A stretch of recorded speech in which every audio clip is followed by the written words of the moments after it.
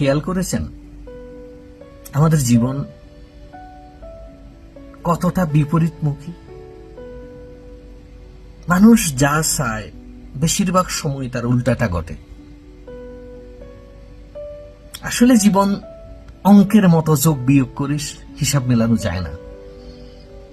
একটা উদাহরণ দেই, মেডিকেলে এমন অনেক রোগী আছে যারা অভিযোগ করে তাদের ঘুম হয় না। অনেক চেষ্টা করে ঘুমানোর জন্য, রাতের বেলা তারা ঘুমাতে পারে না। অনেকেই বলে যে আমি দোয়া পড়ি, অনেক চেষ্টা করি, নিজেকে বহুভাবে, অনেকে বলে পানি খায়, অনেকে গোসল করে, অনেকে বারান্দা যায় বসে থাকে, মানে এভরি পসিবল তারা ট্রাই করে ঘুমানোর জন্য, কিন্তু ঘুম হয় না।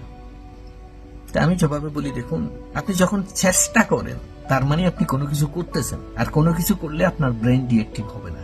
আমাদের ব্রেনের যে সেলস গুলা, যে নার্ভ সিস্টেম গুলা, এটা যদি অ্যাক্টিভ থাকে, চঞ্চল থাকে, আপনার ঘুম আসবে না।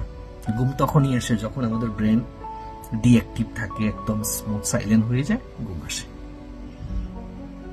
এর আরো একটা উদাহরণ দেখেন আপনি, মেহনতি মানুষ যারা, তারা বিছানায় শুলেই উইথিন সেকেন্ড নাক দিকে ঘুমায়, কারণ তাদের শরীর ক্লান্ত।